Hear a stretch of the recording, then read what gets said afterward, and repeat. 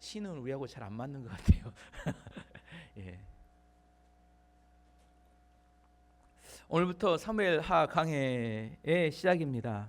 원래 히브리어로 된 원어 성경에는 사무엘상, 사무엘하가 나누어져 있지 않다고 합니다. 기원전 2세기에 알렉산드리아에서 성경학자들이 구약 성경을 히브리어 구약 성경을 헬라어로 번역할 때 그걸 70인역이라고 하는데, 그때 그들이 사무엘상과 사무엘하를 구분해서 처음으로 나눴다고 합니다. 원래 성경에는 붙어 있었는데, 근데 사무엘상과 사무엘하를 구분하는 기준은 사울 왕이 죽으면서 사무엘상이 끝나고, 사무엘상에서 사울 왕이 죽으니까 사무엘하는 누구의 이야기가 되겠어요? 다윗 왕의 이야기가 되겠죠. 사무엘상은 그래서 핵심은 사울이 통치하는 이스라엘, 이게 사무엘상의 핵심의 내용이고, 사무엘하의 내용은 다윗이 통치하는 이스라엘. 같은 이스라엘이지만 누가 통치하느냐에 따라서 그 나라의 상황은 완전히 달라졌습니다. 사울 왕의 죽음은 다윗 왕조의 새로운 시작을 의미했습니다. 어떤 사람의 죽음과 탄생, 이것은 새로운 변화의 시작점이 되는 경우가 많습니다. 어떤 상태가 영원히 지속될 것 같다고 생각하지만 한 사람이 죽음과 다시 태어나는 것은 전혀 예상하지 않았던 새로운 일들이 발생합니다.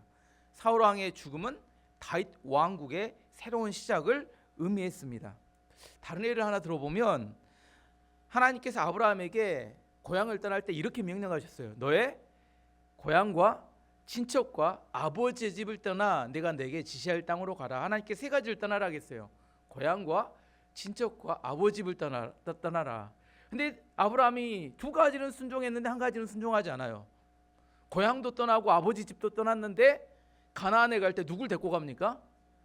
조카 롯을 데리고 갑니다. 롯을 아들처럼 사랑했던 것 같았어요. 왜? 자식이 없었으니까 데리고 갔습니다. 하나님께 떠나라 했는데 마지막 친척은 떠나지 못했습니다. 근데 창세기 13장을 보면 아브라함과 롯 사이에 갈등이 발생합니다. 그래서 아브라함이 하나님이 주셨던 축복으로 많은 양과 소떼가 늘어나고, 롯도 마찬가지로 많은 양과 소떼가 늘어났는데 이게 우물이 부족한 거예요. 그래서 아브라함의 목자들과 롯의 목자들이 갈등하고 싸우게 됩니다. 그렇게 되니까 아브라함이 뭐라고 생각해요? 이제 헤어질 때가 됐는갑다, 이렇게 생각하고 롯을 불러서 뭐라고 이야기합니까? 네가 동쪽으로 가면 네가 서쪽으로 가고, 네가 서쪽으로 가면 내가 동쪽으로 가겠다. 그랬더니 이 버릇없는 롯이 쫙 둘러보더니 동쪽을 보니까 에덴 동산처럼, 애굽처럼 너무나 이렇게 밭이 좋은 겁니다. 그게 소돔과 고모라였는데, 그래서 롯은 소돔과 고모라 동쪽으로 가기로 결정을 합니다. 그럼 자연스럽게 아브라함은 어느 쪽으로 결정됐어요? 서쪽으로 결정이 됐습니다. 아브라함이 사랑하는 조카였지만 갈등이 되니까 떠나 보냅니다. 떠나 보내니까 그날 하나님께서 아브라함을 찾아오셔서 약속의 말씀을 해주셨습니다. 창세기 13장 14절부터 17절까지 아주 중요한 약속을 해줍니다. 롯이 아브라함을 떠난 후에 여호와께서 아브라함에게 이르시되 너는 눈을 들어 너 있는 곳에서 북쪽과 남쪽과 그리고 동쪽과 서쪽을 바라보라. 보이는 땅을 내가 너와 내 자손에게 주리니 영원히 이르리라. 내가 내 자손이 땅에 티끌 같게 하리니 사람이 땅에 티끌을 능히 셀 수 있을진데 내 자손도 세리라. 너는 일어나 그 땅을 종과 행으로 두루 다녀보라. 내가 그것을 내게 주리라. 하나님께서 아주 중요한 약속이죠. 네가 이 가나안 땅, 네가 밟는 이 땅, 네가 바라보는 모든 땅을 너와 내 후손들에게 주겠고 너의 후손들은 땅의 티끌처럼 많아질 것이다. 이렇게 하나님께서 약속해 주십니다. 왜 하나님께서 롯이 떠난 다음에 이런 약속을 해줬을까? 롯의 이름 자체가 베일, 얼굴에 쓰는 베일, 가리는 것, 이런 뜻입니다. 그래서 성경학자들은 이렇게 이야기합니다. 아브라함이 하나님 뜻을 발견하는데 누가 가렸어요? 롯이 그의 눈을 가리고 있었다는 겁니다. 때로 그럴 때가 많아요. 하나님께서 우리한테 말씀하셔야 되는데 말씀하시는데 우리가 말씀을 잘 못 듣습니다. 누구랑 이야기하다가 옆에 있는 사람하고 이야기하다가 하나님께서 우리에게 말씀하신 이야기를 못 들을 때가 있어요. 누군가 계속 옆에 있으면 안 되는데 하나님께서 그래서 고향과 친척과 아버지 집을 떠나라. 떠나면 못밖에 안 들리니까 하나님밖에 없으니까 하나님의 음성이 들리는데 딱 붙어있는 동안은 뭐가 안 들려요? 하나님의 음성이 안 들려요. 그래서 떠나라고 했는데 안 떠나고 있다가 안 떠나니까 뭐가 안 돼요? 하나님 음성이 안 들리고 계속해서 방황하고 있다가 롯이 떠난 다음에 하나님께서 그에게 하나님의 뜻을 분명하게 말씀하셨다는 겁니다. 사람이 죽거나 사람이 떠나게 되면 그때 하나님의 음성이 들리고 하나님의 역사가 시작됩니다. 마찬가지로 사울 왕의 죽음은 새로운 다윗 왕국의 시작이 되었다는 것을 의미합니다. 그런데 이러한 변화, 이제 사울 왕이 죽고 다윗의 왕국의 시작을 아무도 눈치채지 못하고 있었어요. 근데 눈치챈 사람이 하나 있었다는 겁니다. 누가 눈치챘을까요? 오늘 본문에 나오는 아말렉의 청년이 그것을 눈치를 챘어요. 여러분도 눈치를 못 채는데 사울 왕이 죽자 다윗 왕국이 시작됐다는 사실, 누가 다음에 왕이 될 것인가 아무도 몰랐어요. 근데 누가 눈치를 챘어요? 아말렉의 청년이 눈치를 챘습니다. 이 사람은 매우 정치적으로 감각이 뛰어난 사람이었습니다. 그리고 아주 세상적으로 보면 똑똑한 사람이었습니다. 이 청년은 전쟁 중에 우연히 사울 왕이 죽은 것을 보고, 죽은 시체를 보고 그의 왕관과 팔찌를 가지고 왔습니다. 그리고 이 청년이 어디로 뛰어갔어요?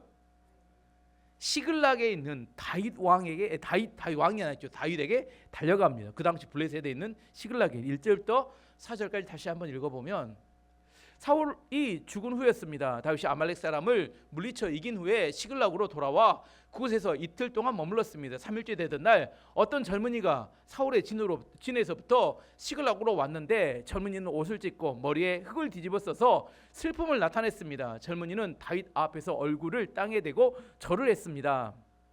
다윗이 젊은이에게 물었습니다. 어디서 오는 길이냐? 젊은이가 대답했습니다. 이스라엘 진에서 빠져나오는 길입니다. 다윗이 물었습니다. 무슨 일이 일어나느냐? 말해보아라. 젊은이가 대답했습니다. 사람들은 전쟁터에서 도망쳤고 많은 사람들이 죽었습니다. 사울과 그의 아들 요나단도 죽었습니다.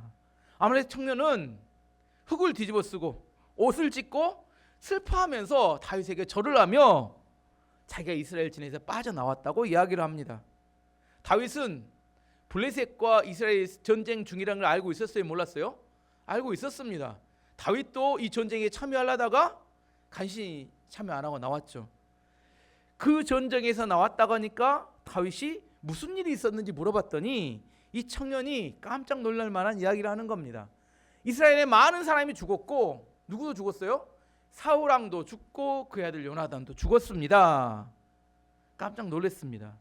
그리고 다윗이 그 시글락의 청년에 물어봅니다. 네가 어떻게 사울 왕과 요나단이 죽은 것을 아느냐 했더니 그 아말렉 청년이 이렇게 대답하는 겁니다. 5절에서 10절까지 읽어보면, 다윗이 젊은이에게 말했습니다. 사울과 그의 아들 요나단이 죽었다는 것을 내가 어떻게 아느냐? 젊은이가 대답했습니다. 우연히 길보한 산에 올라갔다가 사울이 자기 창 위에 쓰러져 있는 것을 보았습니다. 블레셋 사람들이 전차 여러 대를 타고 사울에게 가까이 오고 있었습니다. 사울은 뒤를 돌아보다가 저를 보고 불렀습니다. 그래서 제가 대답했습니다. 제가 여기 있습니다. 사울이 저에게 너는 누구냐 하고 물었습니다. 저는 아말렉 사람입니다 하고 대답했습니다. 그러자 사울이 저에게 이리 와서 나를 좀 죽여다오. 고통이 너무 심한데도 내 목숨이 끊어지지 않는구나 라고 말했습니다. 그래서 저는 가까이 가서 사울을 죽였습니다. 사울은 너무나 심하게 다쳐서 살아날 가망이 없었기 때문입니다. 그리고 나서 저는 사울의 머리에서 왕관을 벗겨내고 팔에서 팔찌를 벗겨냈습니다. 내 주여, 그것들을 가지고 왔습니다. 자신이 설명함, 자신은 우연히 길보아 산에 올라가다가 사울이 창 위에 스스로 죽으려고 하는 것을 우연히 보았는데 죽지는 못하고 부상을 너무 심하게 당하고 있어서 혼자도 못 죽는 상황이어서 자신에게 죽여달라고 부탁했기 때문에 그 요청을 따라 죽였고 그의 머리에 있는 왕관과 팔찌를 벗겨갖고 가지고 왔습니다. 이거 보십시오. 이렇게 이야기하는 겁니다. 이게 뭐예요? 사실이에요? 거짓말이에요? 거짓말입니다. 사무엘상 31장 어제 설교했는데 그 죽어가는 장면은 이렇습니다. 사울은 창이 아니라 자기 칼에 스스로 죽었고 그걸 누가 확인했어요? 자기 부하, 무기들 부하가 그걸 확인하고 죽은 걸 보고 난 다음에 그 부하도 그 자리에서 자결해 죽었습니다. 만약에 사울 왕이 안 죽었다면 그 부하가 죽었을까요? 안 죽었을까요? 안 죽었죠. 죽은 걸 보고 나서 따라 죽은 겁니다. 그래서 이 청년, 이 아말렉 청년 아마도 사울 왕이 죽은 이후에 처음으로 죽은 사울 왕의 시체를 발견한 사람일 걸로 추측을 합니다. 그리고 거기서 뭘 훔쳤어요? 왕관과 팔찌를 훔쳐 나오다가 생각해 보니까 이걸 누구에게 가져가면, 다윗에게 가져가면 다윗이 이 다음에 왕이 될 텐데 자기가 이것보다 훨씬 더 큰 한 자리를 공으로 받을 수 있고 한 자리를 할 수 있겠다, 이렇게 생각했다는 겁니다. 전쟁이란 혼란스러움 그 자체입니다. 전쟁의 때 누가 선이고 누가 악인지 구분하기 매우 어렵습니다. 지금 사울 왕은 15년 동안 다윗을 죽이려고 쫓아다녔습니다. 다윗은 지금 어디에 숨어 있었어요? 어디 있었어요? 블레셋 땅에 숨어 있어요. 블레셋의 시글락, 가드 왕, 가드의 왕 아래 숨어 있었습니다. 자, 이제 이 상황을 설명하면 이렇습니다. 누가 선이고 악인가 여러분 판단을 한번 해보세요. 공식적으로 이스라엘의 왕인 사울 왕, 그리고 방군으로 돌아다니는 다윗, 누가 선으로 보입니까? 누가 여러분의 눈에는 선으로 보여요? 공식적으로 이스라엘 왕과 방군에 대해서 반역을 일으켜 돌아다니는 다윗, 다르게 설명해보면 이렇습니다. 이스라엘의 백성을 돌보고 있는 사울 왕, 블레셋의 아기스 왕을 돕고 있는 다윗. 지금 그 당시에 다윗은 누굴 돕고 있었어요? 아기스 왕을 돕고 있었던 다윗이었는데 누가 여러분은 선으로 보입니까? 누가 악이에요? 우리는 성경의 결론을 다 알기 때문에 다윗이 선이고 사울 왕이 악이다 이렇게 판단하지만 그 현실로 들어가 보면 누가 선이고 누가 악인지 판단하는 것은 진짜 어려운 일입니다. 실제로 우리가 살아가는 삶의 현장에서 우리는 이게 선이고 이게 악이다 이야기하잖아요. 하지만 선이고 악인 것은 우리 생각이고 진짜로 선과 악을 구분하는 것은 현장과 현실 속에 들어가 보면 판단하는 게 쉽지 않습니다. 이런 혼란 속에서 사울 왕이 죽었을 때 그 다음에 왕이 누가 될 것이다? 다윗이 될 것이라고 눈치를 챈 사람은 이 블레셋 청년이 가장 빨랐다는 겁니다. 이 블레셋 청년이 얼마나 눈치가 빠르고 정치적 감각이 있었는지를 알 수 있습니다. 자, 우리 예를 들어보겠습니다. 지금 이재명 대통령이 대통령이지만 이 다음 대통령이 누가 될까요? 이런 이야기입니다. 여러분 아세요? 알면 빨리 찾아가서 그 사람과 친하게 지내십시오. 그럼 이 다음 정권 때 여러분 반드시 한 자리 큰 자리 하게 될 겁니다. 맞죠? 내년 6월 3일 날 되면 전국 지방선거를 합니다. 이제 정당들마다 지금 정당의 후보가 될지를 뽑고 있습니다. 근데 여당 후보들은 다 누구하고 엮으려고 그래요? 이재명 대통령과 얼스마 있으면 엮어보려고 난리입니다. 그 사람하고 사진 한 장만 찍었으면 그것이 당선에 영향력을 미친다는 거예요. 뭔 말 아시겠죠? 이 청년이 얼마나 똑똑한 사람인지 아시겠죠? 다윗의 눈에만 들면 자기 인생이 바뀔 수 있어. 우리 같은 뭐예요? 왕관하고 팔찌 팔아서 부자 되면 좋겠다 이렇게 생각하지만 이 청년은 뭐예요? 이걸 가져가서 그 다윗에게 가져가서 자기가 이 다음에 큰 한 자리를 할 수 있겠다. 굉장히 정치적으로 감각도 있고 똑똑한 청년이었다는 겁니다. 요즘 같았으면 시장이나 도지사를 할 만한 그런 정도의 능력 있는 사람이었다는 것을 의미합니다. 우린 그 정도 안 된다니까요. 우린 누가 될지 전혀 감각도 없고 알 수 없습니다. 그런데 이 아말렉 청년이 모르고 있었던 게 있었어요. 뭘 몰랐을까요? 다윗이 어떤 사람인지를 몰랐다는 겁니다. 다윗이 어떤 기준을 가지고 살아가는 사람인지를 몰랐어요.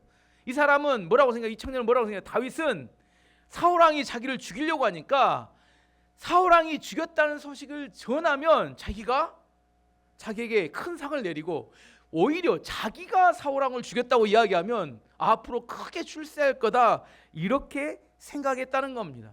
근데 다윗은 뭐라고 물어봐요? 너는 왜 여호와께 기름 부음을 받은 사람을 죽이는 일을 두려워하지 않았느냐 이렇게 질문했다니까요. 13절 14절 말씀 보시면 다윗이 사울에 대한 소식을 가지고 온 젊은이에게 물었습니다. 너는 어디에서 온 누구냐? 젊은이가 대답했습니다. 저는 외국 사람의 아들입니다. 저는 아말렉 사람입니다. 다윗이 그에게 물었습니다. 너는 왜 여호와께서 기름 부으신 사람을 죽이는 일을 두려워하지 않았느냐? 이 젊은 청년, 똑똑한 청년은 다윗은 사울 왕을 죽이는 것을 매우 기뻐할 거라고 생각했는데 오히려 다윗은 뭘 물어봐요?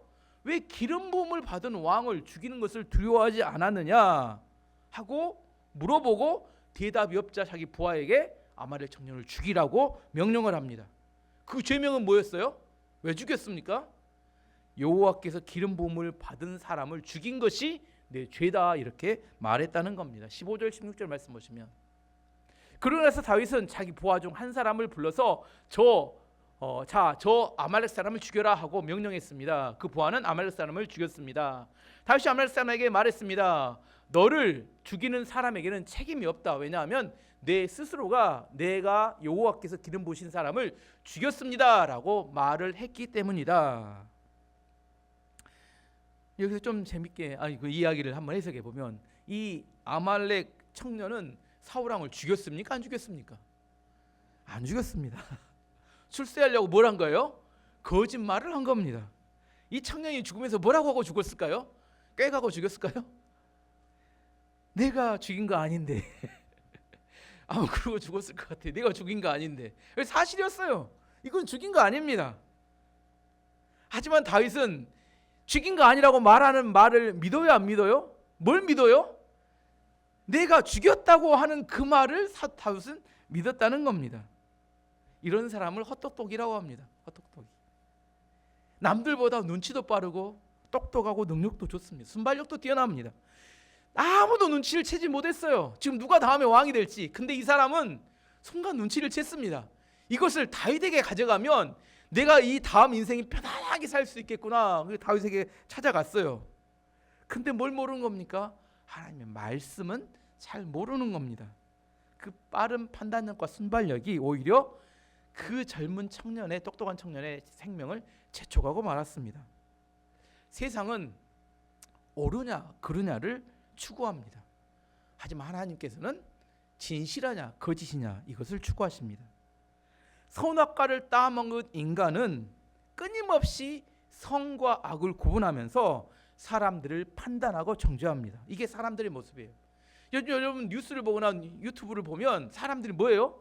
누가 옳으냐 누가 그르냐 맨날 그것만 이야기합니다. 누가 옳고 누가 그르대요. 하지만 옳고 그름, 선악의 기준이 뭐예요? 기준이 뭘까요? 그들이 말하는 기준은 자기 자신입니다. 뭐가 기준이에요? 나한테 이익이 되면 선이라고 말합니다. 나한테 해가 손해가 되면 무조건 악이라고 말해요. 기준이 자기 자신이에요. 나에게 이익이 되면 선이고 나에게 손해가 되면 악입니다. 그래서 사람들은 뭘 가지려고 해요? 힘을 가지려고 합니다. 돈, 권력, 명예를 추구합니다. 왜냐하면 이런 것들을 가지게 되면 악도 선이 됩니다. 이런 힘을 가지면 선이 되고 힘이 없으면 악이 됩니다. 세상의 기준으로 따지면. 쿠데타를 해요. 성공한 쿠데타를 뭐라고 하냐면 혁명이라고 합니다. 실패한 쿠데타를 뭐라고 하냐면 반란이라고 합니다. 다 국가 권력에 대해서 반역한 거예요. 반역한 겁니다. 근데 성공하면 혁명이라고 하고 실패하면 반역이라고 해요. 기준이 뭐예요? 성공이냐 실패냐. 왜냐하면 세상의 역사는 승자의 기록이기 때문입니다. 뭐예요? 내가 반란을 성공했어요. 그러면 승리자가 돼서 역사에 기록합니다. 이것은 혁명이다 이렇게 기록하고, 만약에 실패하잖아요. 그러면 이렇게 정부에서 뭐라고 해요? 그 사람들은 반역이다 이렇게 기록한다니까요. 세상은 선과 악을 구분하려고 하지만 그것은 다 자기를 기준으로 그냥 구분할 뿐입니다. 나에게 이익이 되면 선이고 나에게 손해가 되면 악이라고 이야기할 뿐이에요. 하나님은 뭘 가지고 구분하신다고요? 진실하냐 거짓이냐 이걸 기초로 하나님의 나라는 세워집니다. 다윗의 나라는 진실을 기초로 세워집니다.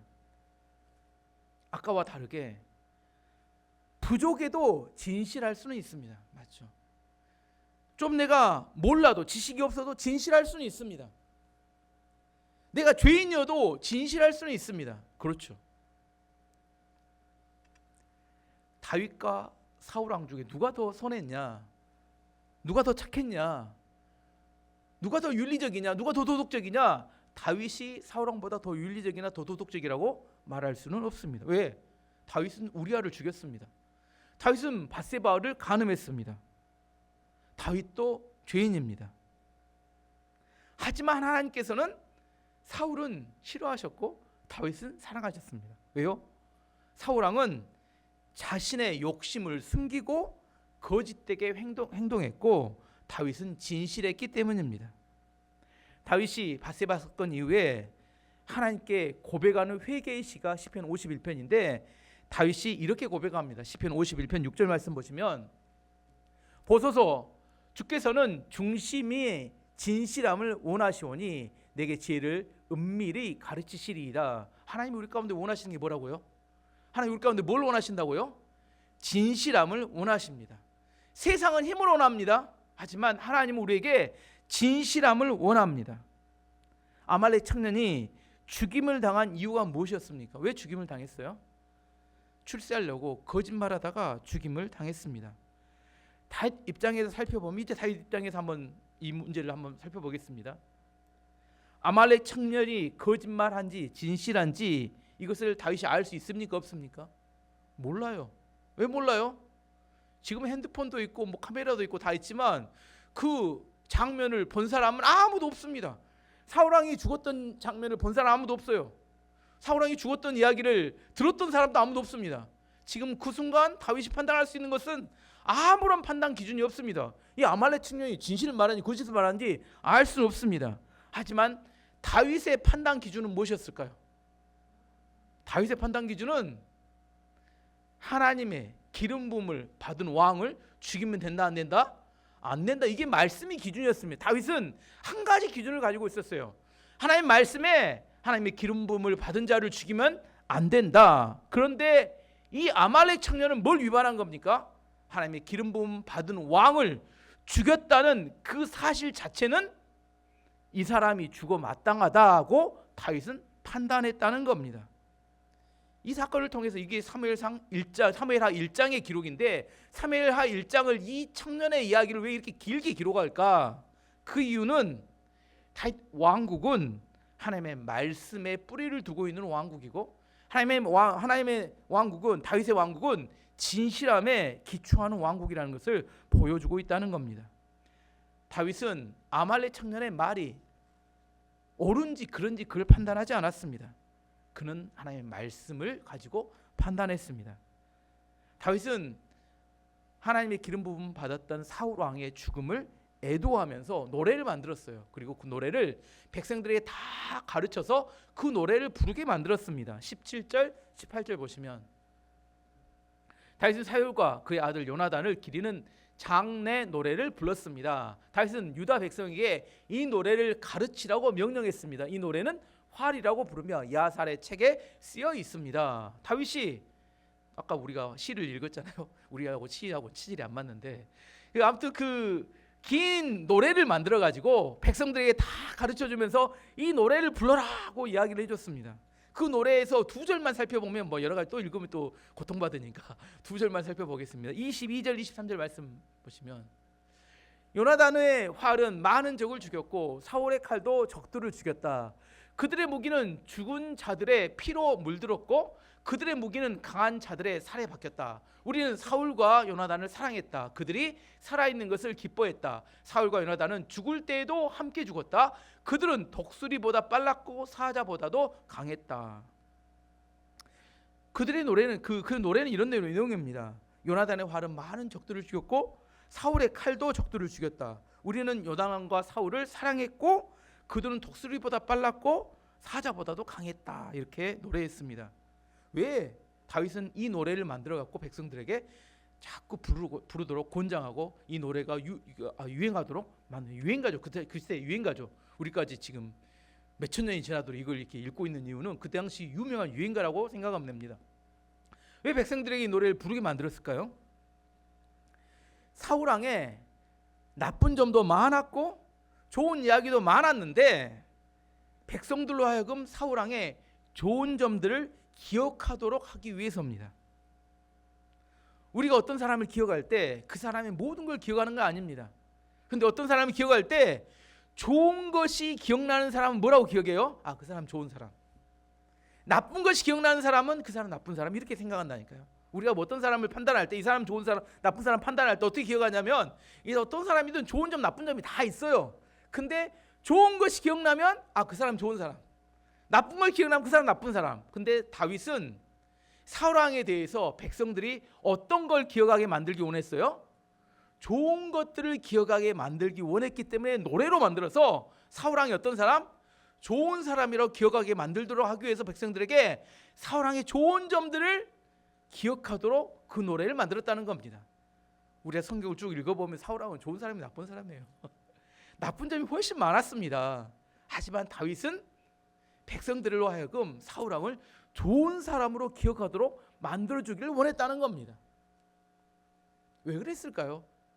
사울 왕은 다윗을 죽이려고 15년 동안 죽자사자 쫓아다녔던 좋은 사람, 다윗 입장에서 보면 그냥 죽여도 시원치 않은 그런 사람이었습니다.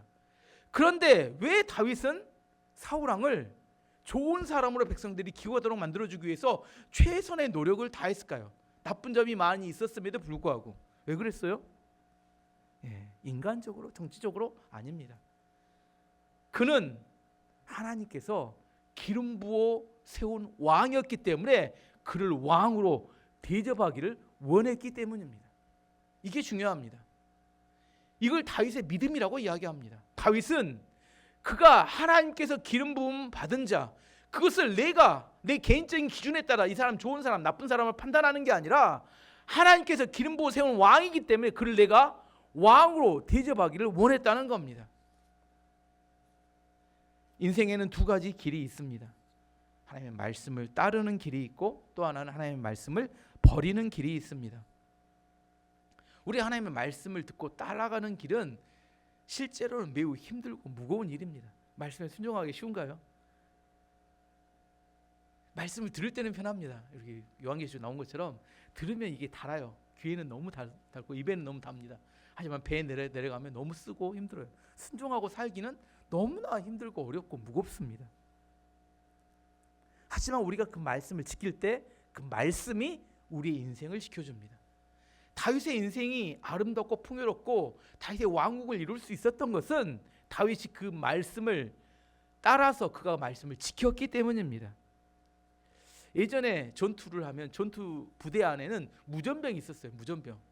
무전을 해서 이렇게 무전만 하고 본부하고 교신하는. 근데 요즘 무전병이 없다고 합니다. 요즘 아세요? 특별히 요즘 이렇게 우리나라 부대는 잘 모르겠는데 미군 부대를 보면 요즘은 미군 부대에 보면 헬멧을 쓰는 헬멧에 마이크가 있어요. 이어폰이 있습니다. 카메라가 달려요.